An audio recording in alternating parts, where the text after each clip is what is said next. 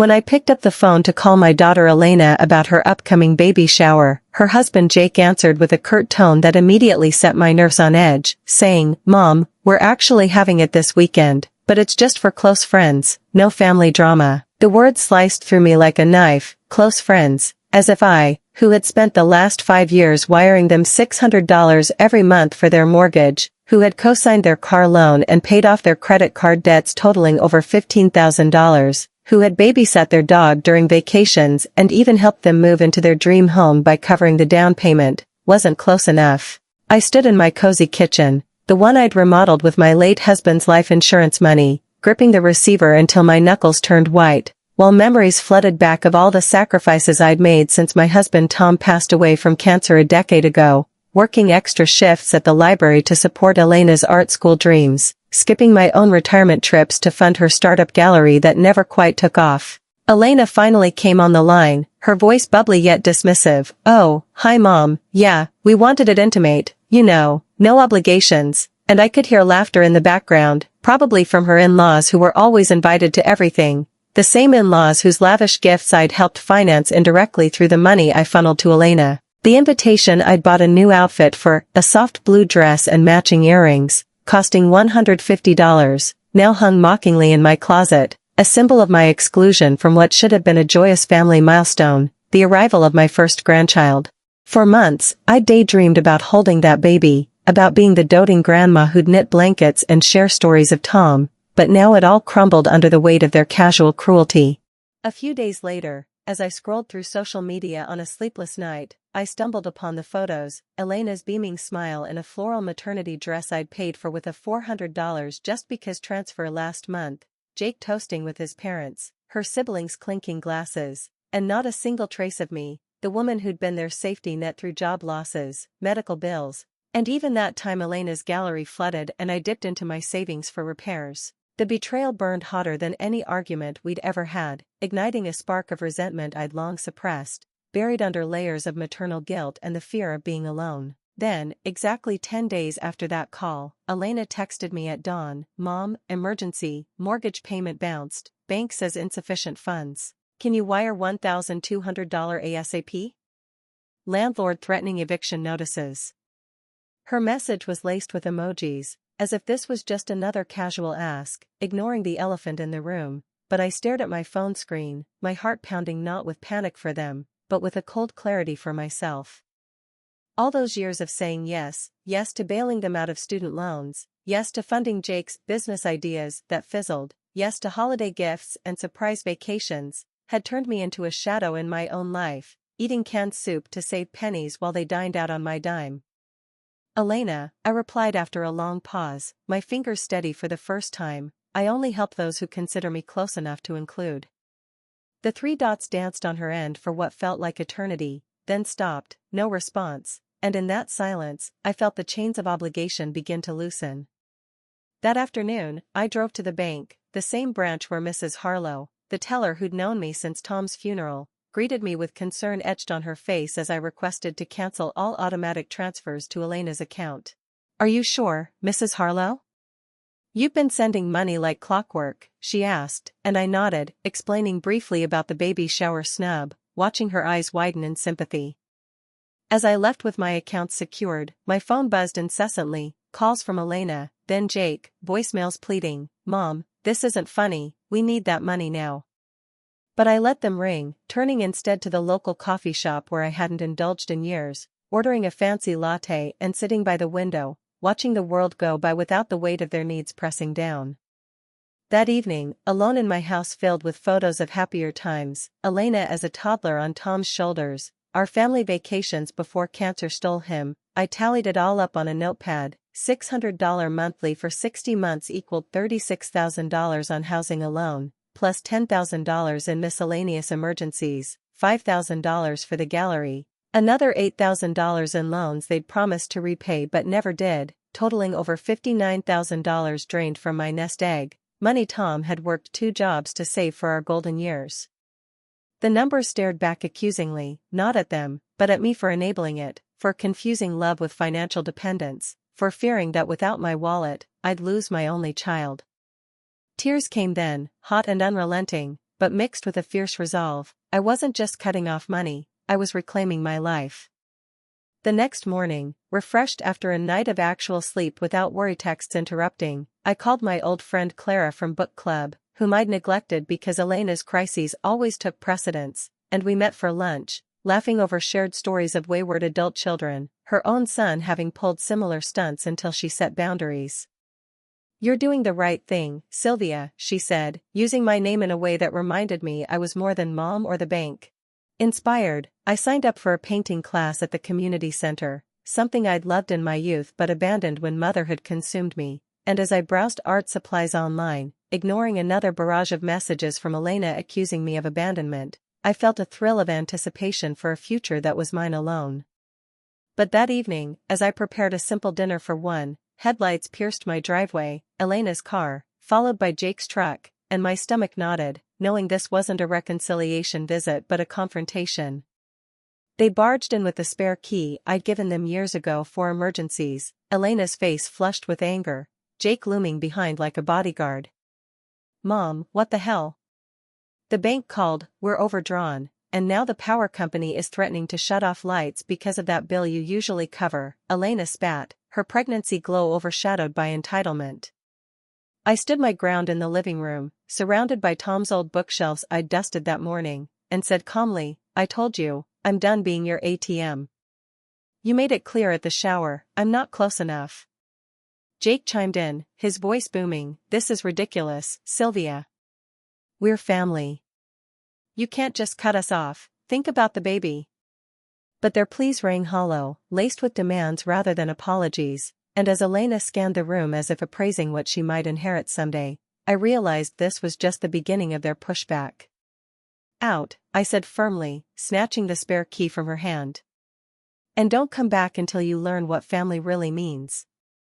They left in a huff, tires screeching, but as the door clicked shut, I didn't feel loss, only the first breaths of freedom, wondering what twists fate had in store now that I'd drawn the line. Little did I know, their desperation would soon unravel secrets from our past, pulling in long-lost relatives and forcing me to confront not just their greed, but the lies Tom had buried before his death, setting the stage for a battle that would redefine everything I thought I knew about love, loyalty, and legacy.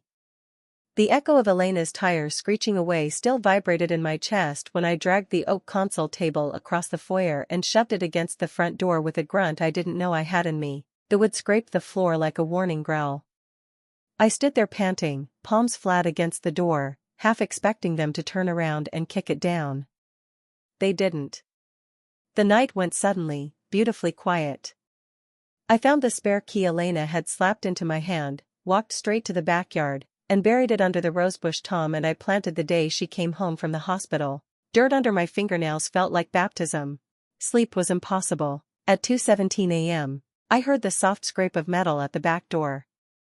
Through the kitchen window I watched Jake's silhouette crouched low, sliding something thin between the jamb and the lock. The new deadbolt didn't even shiver. He tried for 5 full minutes, muttering curses that floated across the yard like smoke, until Elena yanked him back into the darkness. I stayed behind the curtain until their taillights vanished, hard hammering so hard I tasted metal. Morning found me at the hardware store the moment the doors opened. Mr. Lang took one look at my cart, for smart locks, video doorbell, motion floods, window film, and didn't ask stupid questions. I told him everything while he rang me up. He gave me the senior discount without being asked and installed it all himself before supper. My little house became a fortress, and for the first time in years I slept with the windows cracked open, listening to crickets instead of waiting for the next emergency text. Then the real campaign began. A cream-colored envelope arrived from a law firm I'd never heard of, demanding I resume historical financial support because I had created a reasonable expectation of ongoing aid. I laughed so hard the mailman turned around on the sidewalk. My emergency credit card was declined at the grocery store. 3 new charges from the baby boutique: crib, stroller, rocking chair, stroller. All on the card I'd told Elena was for true emergencies only. I cancelled it in the parking lot while the cashier pretended not to notice I was crying. Elena showed up at the library during toddler story hour, 8 months pregnant and furious, announcing to 20 tiny faces that grandma won't help with the baby anymore. I closed the very hungry caterpillar, looked her in the eye, and kept reading. The parents clapped for me when the bell rang. Elena left in tears. I felt no victory, only a bone-deep ache for the little girl she used to be. That night Clara came over with wine and pad thai. I spilled the whole ugly story. She slid Margaret Moreau's business card across the table, elder law attorney, and said, "Call her tomorrow. Before they go nuclear." I thought nuclear meant yelling. I was wrong. I came home from my first oil painting class, canvas still wet, smelling of turpentine and new life, to find a white county van in my driveway. A woman in a navy blazer stood on my porch with a clipboard. Adult Protective Services. Concerned report of cognitive decline and self-neglect. My legs almost gave out. I let her in because refusing looks guilty. She walked through my fortress, eyes flicking to the cameras, the legal mail, the half-finished painting on the easel. I poured coffee I didn't want her to drink and answered every question with calm I didn't feel. When she asked why I'd cut off my pregnant daughter, I slid Tom's old ledger across the table, 10 years of transfers, every love you mom followed by a Venmo request. She read in silence, closed the folder, and said quietly, "This isn't elder abuse. This is a family fight over money, case closed." At the door she added, "I have a mother too." Relief lasted exactly 4 hours. At dusk my phone buzzed with a photo from an unknown number, Tom's headstone, fresh rain glistening on the marble. Below it, one line from Elena. "We know what Dad really did with the insurance money. Want the whole town to know too?" My knees buckled against the kitchen counter. 10 years ago Tom took out a second policy the week before his diagnosis, $100,000 in a secret trust moved into my name alone the day he died. I had never told a soul. Not even Elena. Another buzz. "Tomorrow night. 8 p.m. cemetery. Come alone. Or everyone finds out Dad's dirty little secret." I stared until the screen went black, then looked out the window. Across the street, half hidden by the oak, I saw the unmistakable curve of a very pregnant silhouette watching my house. The spare key had only been the opening shot. They weren't after my money anymore. They were coming for the one thing I had left that was completely mine. The truth about Tom. And the $100,000 no one was ever supposed to know existed. 3.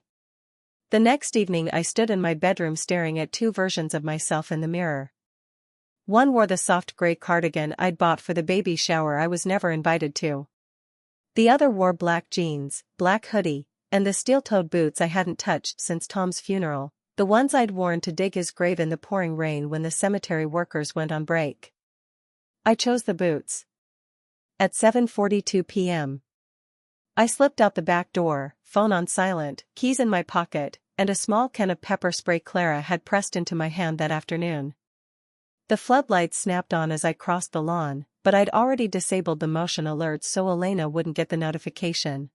I walked 3 blocks in the opposite direction, cut through Mrs. Alvarez's yard. She waved from her kitchen window, thinking I was taking an evening stroll, and doubled back through the alley until the wrought iron gates of Crestwood Cemetery loomed in front of me. The air smelled like wet stone and dying lilies. I moved between the headstones the way Tom taught me when we used to visit his parents, quiet feet, no flashlight until necessary. I reached his plot at exactly 7:59. Elena was already there. She stood under the weak orange glow of a street lamp at the edge of the gravel path, one hand on her swollen belly, the other clutching a manila envelope. Jake was nowhere in sight. Smart. He was the muscle, she was the scalpel tonight. "You came," she said, voice low, almost surprised. "You threatened to slander a dead man." "Of course I came." She flinched at the ice in my tone. "Good." I stopped 6 feet away, close enough to see the dark circles under her eyes, far enough that she couldn't grab me. The envelope trembled in her grip. "Open it," she ordered. I didn't move.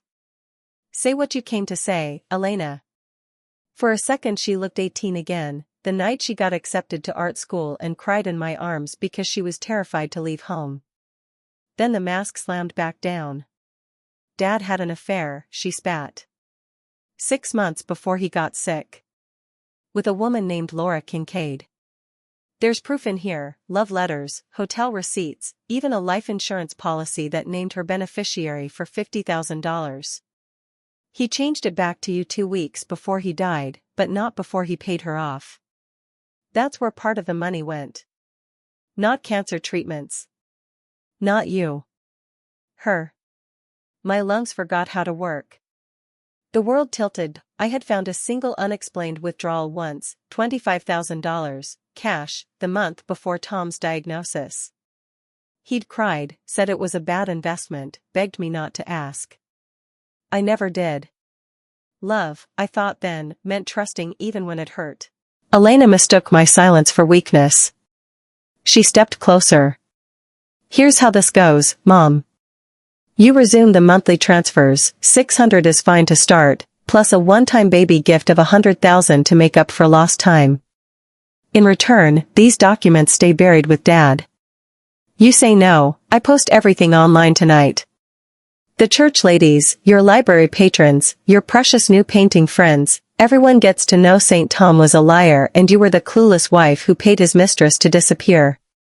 She held out the envelope like a loaded gun. I finally found my voice. And if I take that envelope and burn it right now? Her laugh was ugly. I have copies. Cloud drive. USB in a safety deposit box. Jake's phone. You can't outrun the internet, Mom. Wind rattled the plastic flowers on nearby graves. Somewhere an owl called. I looked at my daughter, really looked. The girl who used to beg me to read Goodnight Moon twice was gone. In her place stood a stranger willing to sell her dead father's memory for a down payment on a bigger house. I reached out. She thought I was taking the envelope. Instead I gripped her wrist, not hard, just enough to feel her pulse racing, and leaned in until our faces were inches apart. You want to threaten me with the week you're about to become a mother? I whispered. Fine. But understand this, the second you press send on those files, you lose me forever.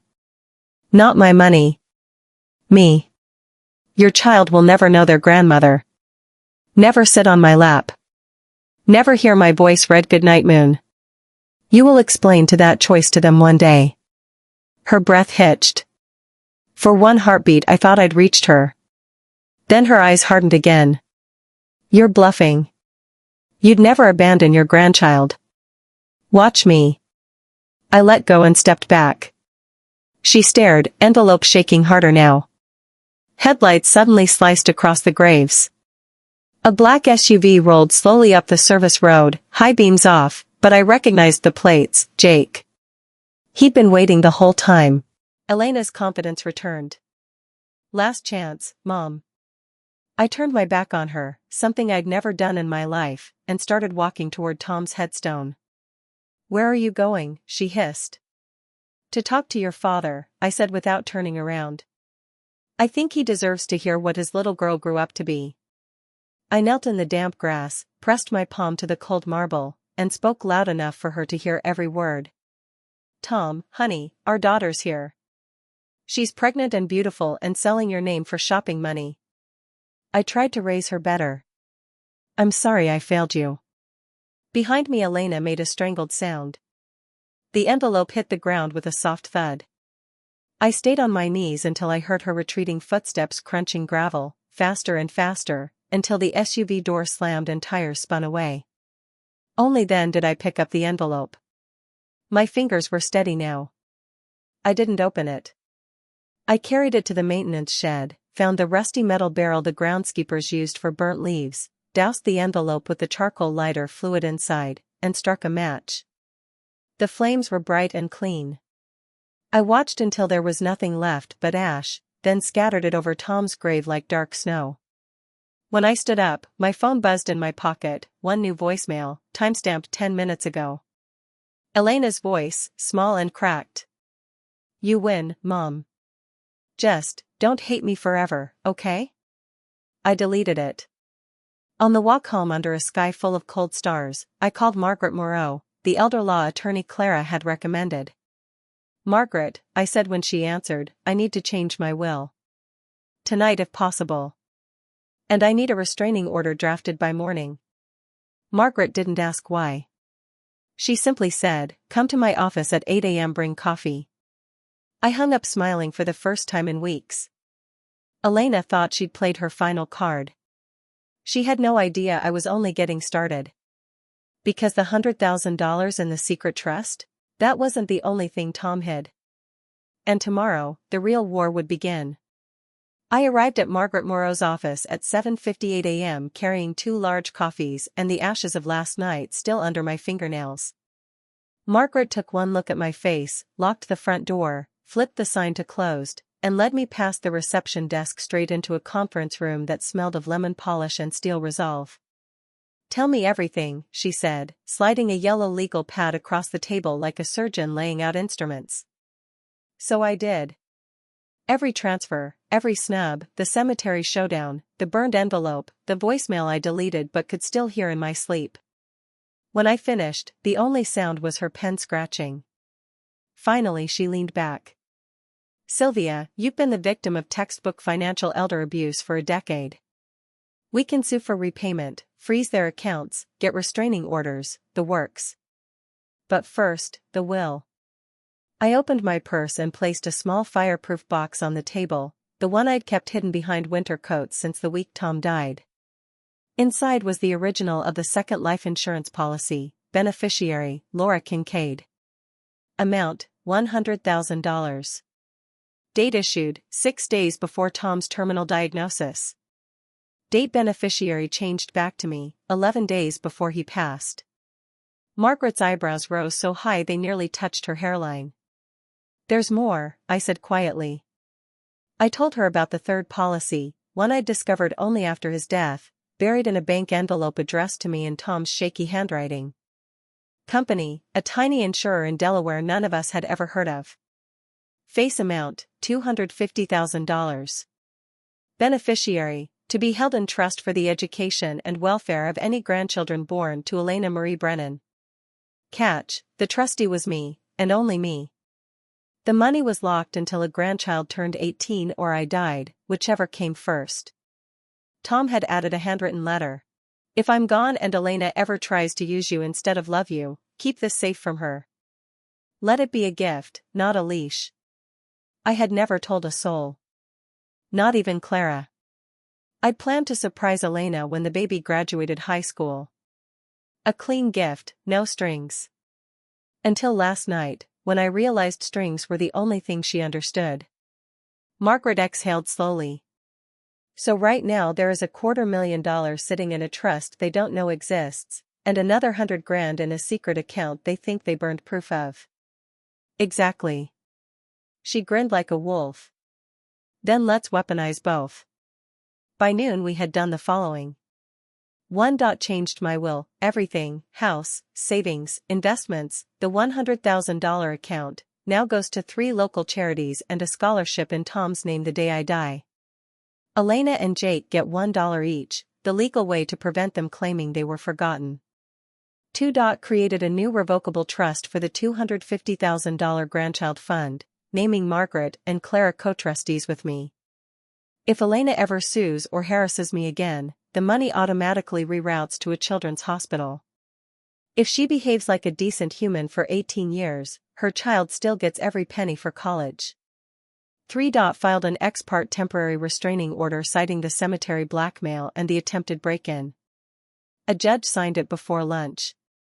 4. Hired a private forensic accountant, Margaret's cousin, to trace every dollar I ever sent them and prepare clawback demands. I walked out of that office lighter than I'd been since Tom's diagnosis. And then my phone rang, restricted number. I almost let it go to voicemail. Something made me answer. A woman's voice, soft, familiar, and 15 years older than I remembered. "Sylvia? It's Laura. Laura Kincaid. I think we need to talk." My knees buckled against Margaret's brick wall. Laura Kincaid. The name on the burned policy. The ghost Elena tried to resurrect. "How did you get this number?" I managed. "Your daughter posted it on a local mom's Facebook group this morning asking if anyone knew how to deal with a difficult elderly parent who's being manipulated. My sister saw it and recognized your name." Sylvia. I never took a dime from Tom. He tried to give me money to disappear because he was ashamed, but I sent it back. I loved him, but I never cashed a single check. There's something you need to know about why he was so desperate to hide me. I closed my eyes. The street spun. Meet me, she said. Tonight. Same cemetery. 9 p.m. I'll bring proof that will shut Elena down for good. I should have said no. I should have called Margaret. Instead I heard myself whisper, I'll be there. Because some truths you have to face alone in the dark, even if it means walking back into the graveyard where you just burned your daughter's leverage. Margaret's voice echoed in my head as I hung up, let's weaponize both policies. She had no idea I was about to hand Elena a loaded gun I didn't even know existed. 9 p.m. was 14 hours away. Plenty of time for the past to finish burying me, or for me to bury it once and for all. I arrived at the cemetery an hour early, parked 2 blocks away, and walked the long way under the sodium lamps, boots silent on the wet leaves, pepper spray in one pocket, phone recording in the other. At 8:47 p.m. I slipped between the gates and took position behind the big marble angel that guards the east corner, close enough to see Tom's headstone, hidden enough that no one would spot me first. The night was colder than the night before, my breath floated like ghosts. At exactly 9 a.m. woman stepped into the weak circle of light, tall, silver-streaked hair and a soft scarf around her throat, carrying a small flashlight and a leather satchel older than Elena. Laura Kincaid looked exactly like the photograph I'd once found in Tom's coat pocket and immediately burned. Except now there were gentle lines around her eyes and grief in the set of her mouth. She knelt at Tom's grave, laid a single white camellia on the stone and whispered something I couldn't hear. I waited until she straightened, then stepped out of the shadows. She didn't flinch, she'd known I was there. Thank you for coming, Sylvia, she said, voice steady, I swear I only want to give you the truth tonight. She opened the satchel and handed me a thick folder tied with red string. Inside were the original love letters Tom had written her, the returned $25,000 cashier's check made out to her and marked void in her handwriting, and, on top, a DNA test dated 3 months after Tom's death showing that the baby she'd been carrying when he ended things, a boy named Daniel, was not Tom's after all. He never knew I was pregnant when he broke it off, she said quietly. He thought he was protecting you and Elena from scandal while he was dying, so he tried to pay me to vanish. I didn't want his money. I only wanted him to live. Tears slid down her cheeks, but her gaze never wavered. Then she gave me the final document, a sworn affidavit stating every fact, notarized, ready to file in any court, proving Tom had been faithful in the only way that mattered. He'd chosen me, chosen us, even when it cost him his peace. Your daughter paid a private investigator to dig this up, Laura continued, voice hardening. They were going to twist it, say Tom abandoned a pregnant mistress, say you hid the payout. Post it all online tomorrow unless you pay. But I'm giving you the real story first, because Tom loved you, and because no child should grow up believing their grandfather was a monster. I clutched the folder to my chest like armor. For the first time in 10 years I felt Tom standing beside me, absolved. I looked Laura in the eyes and said, come with me tomorrow morning. We're going to end this for good. She nodded once, a soldier receiving orders. As we walked out together past the rows of silent stones, my phone buzzed, a new message from Elena, timestamped 9:12 p.m., a blurry photo of Laura's car license plate and the words TikTok, Mom. Pay or the whole town meets Dad's whore at sunrise. I smiled into the dark, slipped the phone back into my pocket, and whispered to the night and to Tom and to the fierce woman walking beside me, sunrise is perfect. Let's give them a sunrise they'll never forget. The war wasn't over, but for the first time the battlefield was mine, the weapons were mine, and the truth, sharp, clean, and unbreakable, was finally on my side. 6. I didn't go home after the cemetery. Laura and I drove straight to Margaret Moreau's house in the quiet hills outside town. Margaret answered the door in silk pajamas and fury, took one look at the folder in my shaking hands, brewed coffee strong enough to strip paint, and turned her dining room into a war room until 4:17 a.m. By the time the sky over the lake turned the color of a fresh bruise, we had a plan so precise it felt surgical. 6 a.m. I stood in my kitchen in the same clothes I'd worn all night, hair twisted up with a paintbrush, and pressed record on the new kitchen camera I'd installed facing the front door. Then I opened my banking app, created a brand new joint checking account titled Elena and Baby Gift Fund, and transferred exactly $100,000, the full amount of the secret policy, into it. I added Elena and Jake as authorized signers so every penny would show in their own transaction history. I took screenshots of the balance, the transfer confirmation, and the account agreement that read, in bold, funds irrevocable once accepted, 6:23 a.m. I texted Elena from my phone, no blocked number this time. Meet me at the Lakefront Park Pavilion. 7 a.m. Bring Jake. I'm ready to end this. Money is already waiting. Come alone or the deal dies with the sunrise. 3 gray dots appeared, vanished, appeared again. Finally, we'll be there. 6:51 a.m.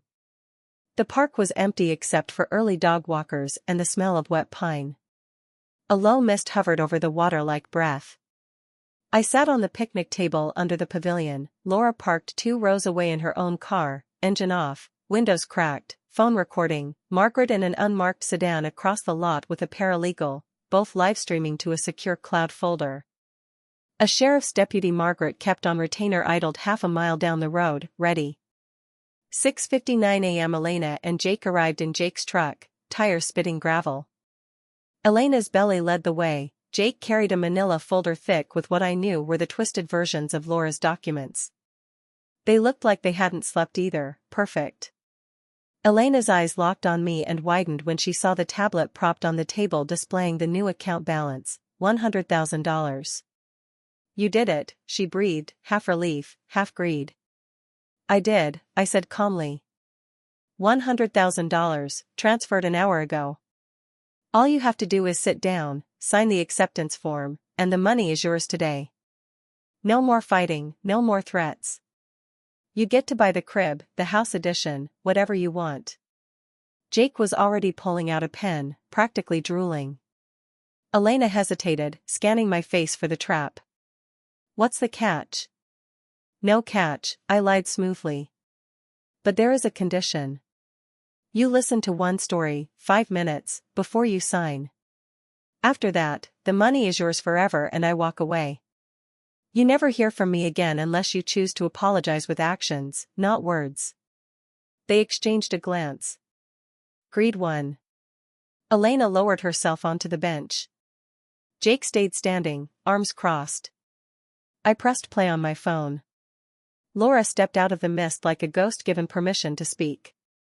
Elena's face went the color of old paper. Laura laid the real folder on the table, the love letters, the voided check, the DNA test proving Daniel was not Tom's child, the affidavit. She told the story in a quiet, steady voice. How she and Tom had fallen in love when I was drowning in grief after my own mother's death, how Tom ended at the moment he learned he was sick because he refused to leave me with scandal, how he begged her to take money and disappear so I would never be hurt, how she refused every cent and raised her son alone. When she finished, the only sound was water lapping the dock and Jake's pen rolling off the table. I slid the acceptance form toward Elena. One more thing, I said softly. That 100,000? It's real. But the second you sign, 3 things happen. First, the money becomes community property, yours and Jake's, forever. Second, the recording of this entire conversation, audio and video from 4 angles, goes straight to the district attorney as evidence of extortion. Third, the trust holding the real grandchild money, $250,000 Tom set aside that you never knew about, locks permanently against you both if you ever threaten me again. Elena stared at the tablet, then at Laura, then at me. You planned this, she whispered. No, sweetheart, I said, and my voice didn't shake once. You planned this the day you decided your father's memory and my dignity were for sale. I'm just finishing it. Jake started to bluster, but I raised one hand and the deputy's cruiser rolled into view, lights off, just close enough. Elena looked down at the unsigned form, then at her belly, then at the sunrise bleeding gold across the lake. She stood up so fast the bench scraped backward. "Keep your blood money," she spat, tears finally breaking loose. "We don't need you." They stormed back to the truck. Tires screamed. Gravel rained against the pavilion posts like gunfire. I waited until the dust settled, then walked to the water's edge and deleted the fake joint account with one tap. The $100,000 snapped back into my real account like it had never left. Margaret and Laura joined me. The three of us watched the sun clear the treeline and paint the lake the color of forgiveness I wasn't ready to give yet. "Restraining order served at their house in 1 hour," Margaret said quietly. "Good," I answered. Laura touched my arm. "Tom would be proud of you." I looked at the sky, blinked back the burn in my eyes, and nodded once. Behind us, my phone buzzed with a new voicemail from Elena, timestamped 7:42 a.m., voice small, cracked, almost childlike. "Mom. I'm scared. The baby's coming early. Please come to the hospital." For 3 heartbeats I stared at the screen. Then I turned the phone face down on the picnic table, took the first full breath I'd taken in years, and said to the morning and to the lake and to whatever was left of my broken family, "Not today." And I walked away from the pavilion into the sunrise, lighter than I'd ever been, ready for whatever war, or peace, came next. 7. I didn't go to the hospital. I drove straight home, showered off the night, put on the softest sweater I owned, and made myself the first real breakfast I'd cooked in years: eggs scrambled slow with chives from the windowsill pot, toast with the good butter, coffee in the cup Tom bought me on our last anniversary. I ate at the table instead of standing over the sink. I chewed. I tasted. I did not check my phone. The call started at 8:12 a.m. and never stopped. "Elena." "Jake." "Elena again." Unknown numbers, probably nurses' station phones. I let every one roll to voicemail while I washed the dishes by hand, humming an old Billie Holiday song Tom used to play when he shaved on Sunday mornings. At 9:47 a.m. the doorbell rang. Through the peephole I saw Jake on my porch, red-eyed, hair wild, holding a tiny pink bundle wrapped in hospital blankets. My heart lurched so hard I tasted metal. He rang again. Pounded. "Sylvia. She's here. Your granddaughter needs you." I opened the door exactly 4 inches, the new security chain stretched tight. Jake tried to push past me. The chain held. His face crumpled when he realized he couldn't force his way in. "Please," he said, voice cracking. "Elena's hemorrhaging. They won't let me back in until family signs something. She's asking for you." The baby stirred, made a kitten sound. A perfect rosebud mouth. Dark fuzz on her head. My arms ached with muscle memory of holding Elena the same way 35 years ago. I looked Jake dead in the eye. "Take the baby to the nursery window. Ask for Nurse Patel on the maternity floor. Tell her Sylvia Brennan authorizes full access for the infant's father and no one else. I will be there in 1 hour. If Elena is truly dying, I will sign whatever needs signing. If this is another performance, you will never darken my door again. Do we understand each other?" He nodded like a broken puppet. I closed the door, leaned my forehead against the cool wood, and counted to 100 until I stopped shaking. Then I called Margaret. "Stall them," she said instantly. "I'm pulling the birth certificate clerk as we speak. If they try to list you as financial guarantor on any paperwork, it's fraud. I'm on my way." I dressed slowly, black slacks, cream blouse, the pearl earrings Tom gave me when Elena was born. Armor. I arrived at St. Mary's at 10:58 a.m. The maternity ward smelled of antiseptic and hope. Jake sat hunched in a plastic chair outside labor and delivery, still holding the baby. A nurse stood nearby, arms crossed, watching him like a hawk. When he saw me his face flooded with relief. "She's stable," he blurted. False alarm. Braxton Hicks plus panic attack. They gave her fluids and... I walked past him without a word, straight to the nursery window. There she was. My granddaughter. No name tag yet. Swaddled tight, fists curled like tiny ferns. A fierce, perfect thing. I pressed my palm to the glass. A nurse appeared at my elbow. Mrs. Brennan? Your daughter is asking to see you. Room 412. I followed her down the hall, past balloons and exhausted fathers and the smell of new life. Elena lay propped against white pillows, monitors beeping soft and steady. Her face was puffy from crying, hair stuck to her cheeks. When she saw me, she burst into fresh sobs. Mommy, I'm so sorry, I was scared, I didn't mean. I raised one hand. She went silent. I pulled the visitor chair close, sat, and folded my hands in my lap. Listen carefully, Elena. You have two choices right now. Choice 1, you sign the papers Margaret is bringing up in 5 minutes. You acknowledge every dollar I ever gave you was a gift, not a loan. You agree to full no contact for 2 years unless you are in actual, provable medical crisis.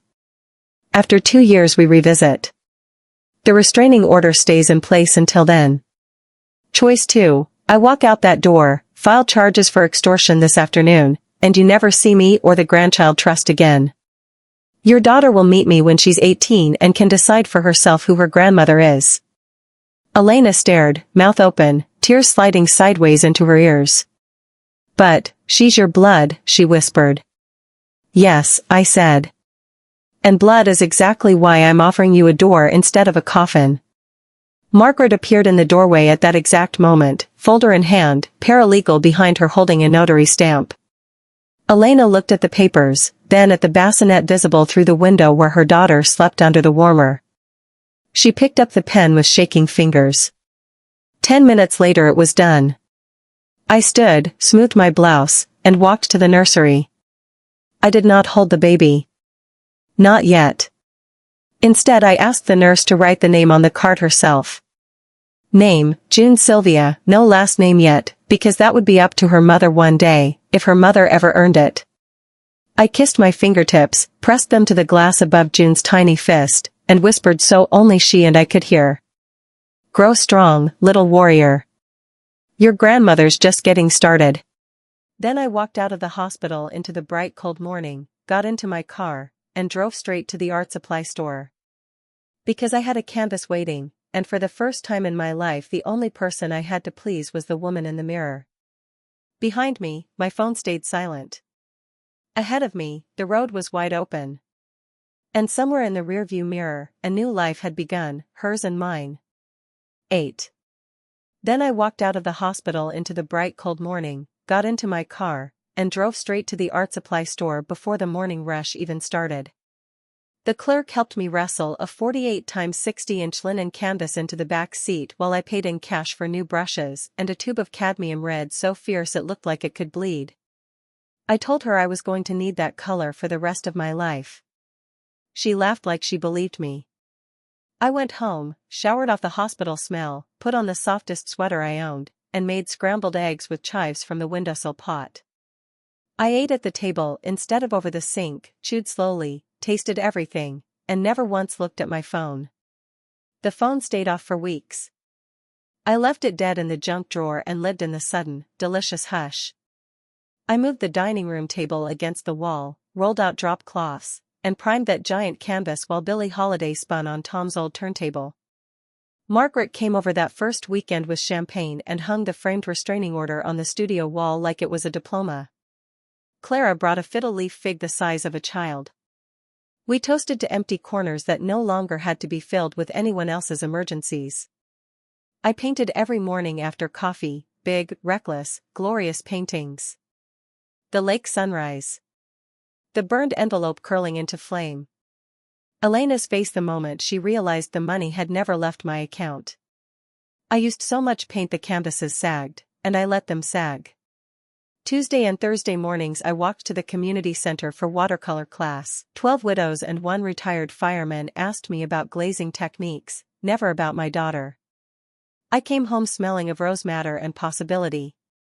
One Thursday afternoon a letter slid through the mail slot, hospital stationery, Elena's handwriting. I read it once, folded it into a paper boat, and let it sink in a bowl of turpentine.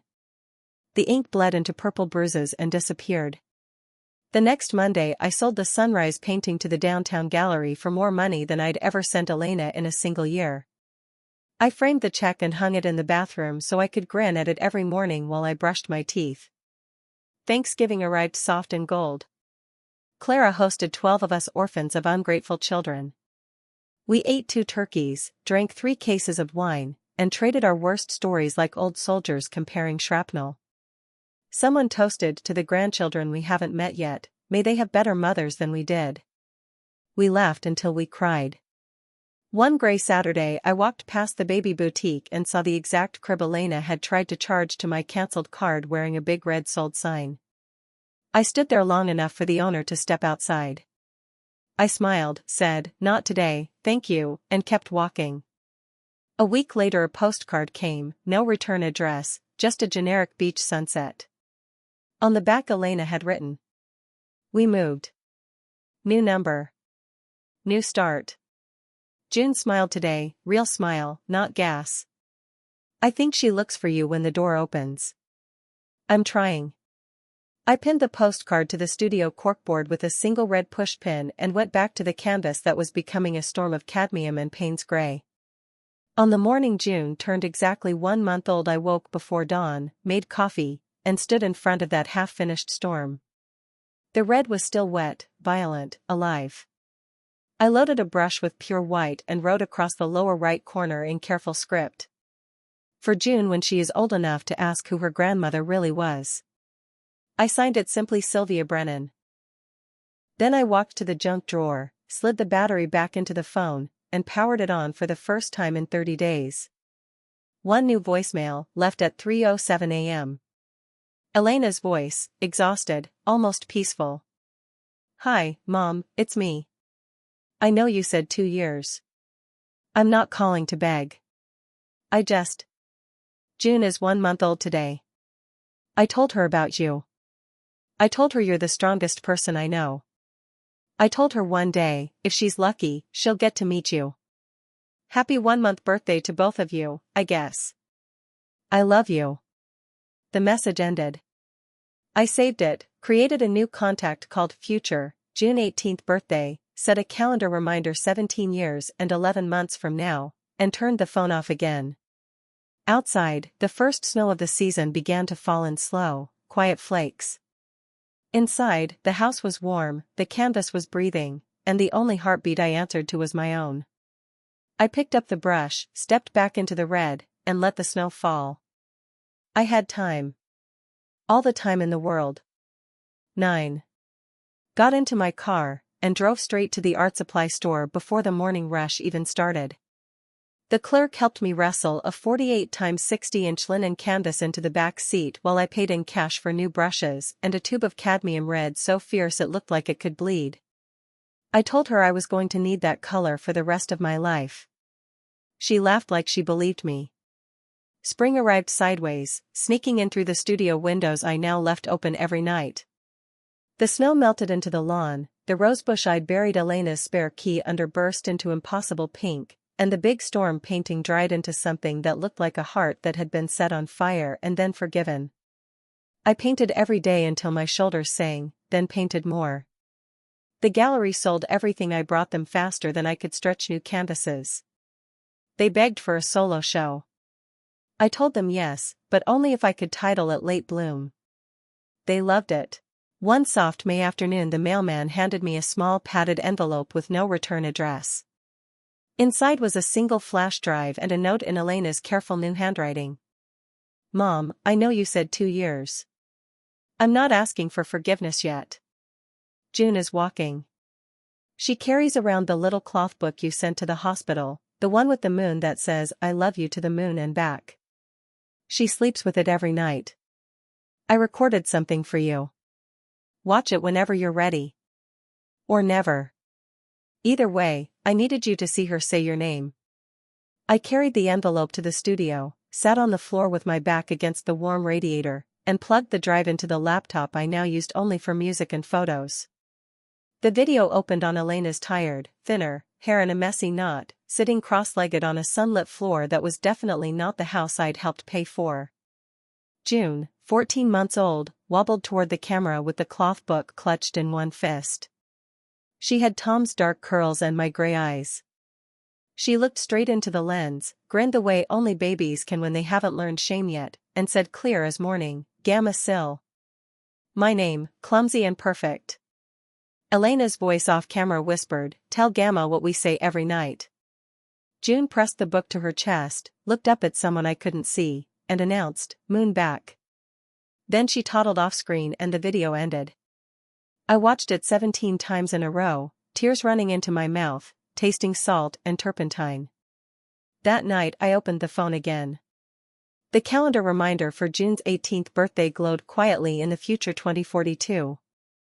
I added a new reminder for this coming Saturday, drive. Saturday morning I loaded the back of the car with the storm painting wrapped in brown paper, a box of new brushes, and a children's book I'd illustrated myself, hand-bound, thick watercolor paper, the story of a little girl who plants a red seed that grows into an entire sky. I drove the 3 hours to the town on the postcard's postmark without telling a soul. I found the new apartment by the playground noises and the faint smell of the sea. I did not knock on the door. I left the painting propped against it, the book on top, and a short note in my own handwriting. "Junebug, this is the story of the bravest heart I know. When you're old enough to read it yourself, come find me. I'll be painting. Love always, Gamma Sil." I was back on the highway before the ice cream truck finished its song. 2 weeks later a plain white envelope arrived. Inside was a single photograph, June sitting on the storm painting, now hanging above a second-hand couch, pointing at the white words I'd painted in the corner. On the back, Elena had written, "She asks for the red sky lady every night. We're learning. Slowly. Thank you for the book. We read it until the pages are soft." I pinned the photo next to the postcard on the corkboard. That summer the gallery show opened. The storm painting sold on preview night to a collector who cried in front of it. I wore cadmium red lipstick and the pearl earrings Tom gave me the day Elena was born. I did not dedicate the evening to anyone. I simply stood in the middle of the room full of my own color and light and let strangers tell me how the paintings made them feel brave. On the last night of the show a little girl in a yellow dress slipped away from her mother and walked straight up to me holding the hand-bound book I'd left on Elena's doorstep. She looked up with gray eyes I would know anywhere and said, "Gamma Sil?" The room went quiet. I knelt so we were eye level. "Yes, baby," I said, voice steady. "That's me." She held out the book like an offering. "Mama says you made the sky red so I wouldn't be scared of storms." I swallowed the entire ocean. "I did," I whispered. June considered this, then leaned forward and kissed my cheek with sticky toddler lips that smelled like vanilla wafers and forgiveness I hadn't earned yet. She ran back to Elena, who stood in the gallery doorway pale, beautiful, terrified, eyes shining with tears she refused to let fall in public. Elena mouthed 2 words I could read from across the room. "Thank you." I nodded once. June waved the book overhead like a victory flag. And for the first time in almost 2 years, I smiled at my daughter without armor, without anger, without a single dollar between us. The show closed. The lights dimmed. The crowd left. I stayed behind to take down the last painting off the wall, a small one I'd never intended to sell, just a simple moon in paints gray and white. On the back, in fresh red paint still wet, I wrote, "For June, love you to the moon and back, see you soon." Then I hung my coat over it in its place, turned off the gallery lights, and walked out into the summer night carrying nothing but the smell of new paint and the sound of a little girl's voice saying my name like a promise. The 2 years weren't up yet. But some doors, once you stop nailing them shut, open on their own. The 2 years weren't up yet. But some doors, once you stop nailing them shut, open on their own. I walked out of the gallery into a warm August night that smelled of cut grass and distant barbecue, the echo of June's sticky kiss still on my cheek. I did not call Elena. I did not text. I simply drove home with the windows down and the radio playing songs I hadn't heard since Tom was alive, singing every word loud enough for the stars to hear. The next morning I woke to the sound of a small fist knocking on my front door. I opened it in my robe and bed hair to find June standing on the welcome mat in dinosaur pajamas, clutching the hand-bound book to her chest like a teddy bear. Behind her, Elena waited at the bottom of the porch steps, hands twisted together, eyes red-eyed, beautiful, and 20 pounds lighter than the last time I'd seen her in the hospital. A beat-up hatchback sat at the curb stuffed with diapers, a portable crib, and everything they seemed to own. June looked up at me with solemn gray eyes. "Gamma Sil, Mama says we can visit now. Is okay?" I knelt, opened my arms, and June ran into them so hard we both almost toppled backward. She smelled like baby shampoo and salt air and second chances. I held her until she wriggled free and marched straight into my house like she'd done it 1,000 times, announcing, "I bring my moon book." Elena stayed on the bottom step, afraid to cross the invisible line. I walked down the 3 stairs until we were face to face. "I have no guest room made up," I said quietly. "That's okay," she answered, voice cracking. "We can sleep on the floor. Or in the car. We had nowhere else that felt safe." I studied her for a long moment, really studied her. The designer purse was gone. The entitled tilt of the chin was gone. What remained was my little girl, exhausted, proud, terrified, and, for the first time, asking instead of demanding. I stepped aside and held the door open. June was already in the studio, standing on tiptoe to touch the bottom edge of the big red storm painting that had come home with me unsold. "My sky," she declared. Elena's eyes filled when she saw the white word still glowing in the corner. "For June, I made coffee." Elena made June toast with the good butter. We sat at the kitchen table that had once been covered in transfer receipts and gilt. Now it only held 3 plates and a jar of blackberry jam. Nobody spoke of money. Nobody spoke of the past 2 years. We simply passed the jam and listened to June narrate her entire life story in the non-stop, run-on sentences only a 2-year-old can manage. When the plates were empty I said, "There's a spare bedroom upstairs. It has good light." Elena started to cry then, quiet, shoulder-shaking sobs that she tried to hide behind her hair. I reached across the table and took her hand the way I used to when she had nightmares at 6 years old. "Rules," I said gently. "You live here rent-free, but you work. You take the morning shift at the library cafe, they need someone reliable help. You pay your own phone bill. You go to the free parenting group at the community center on Wednesdays. You save every extra penny for June's future. When you have 6 months of expenses in the bank, you can move out if you want. Or you can stay. Your choice. But this house is no longer an ATM. It is a home.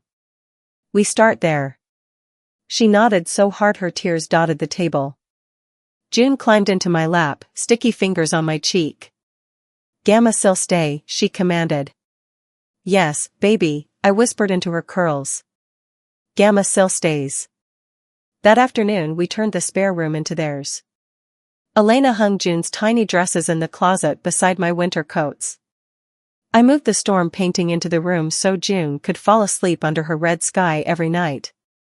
That night, after June was bathed and asleep with her moon book tucked under one arm, Elena and I sat on the back porch steps sharing one beer like we did when she was 16 and thought the world was ending over a boy.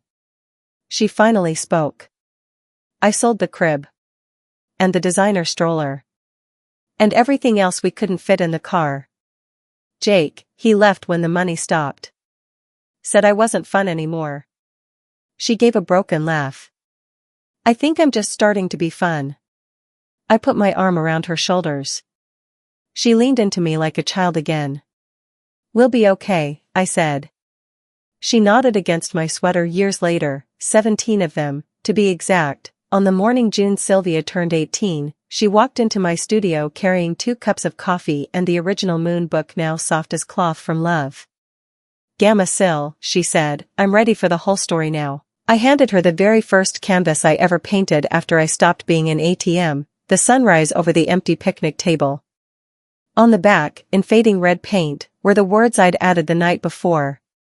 "This is the day your grandmother learned to love herself first so she could love you better." June read it, kissed my cheek exactly where she had the night of the gallery when she was 2, and said, I already knew that part. Can we hang it in my dorm? We did. And when move-in day came, 3 generations climbed into my car, me driving, Elena shotgun, June queen of the back seat, with the red storm painting strapped carefully on the roof like a promise that had finally come home. I looked in the rearview mirror at my daughter and my granddaughter laughing over something stupid on June's phone, and I thought, Tom, we did it. We raised warriors after all. The road ahead was wide open, painted in cadmium red and every color forgiveness can invent. And for the rest of my life, whenever anyone asked how the story ended, I told them the truth. It didn't end. It just finally, beautifully, began.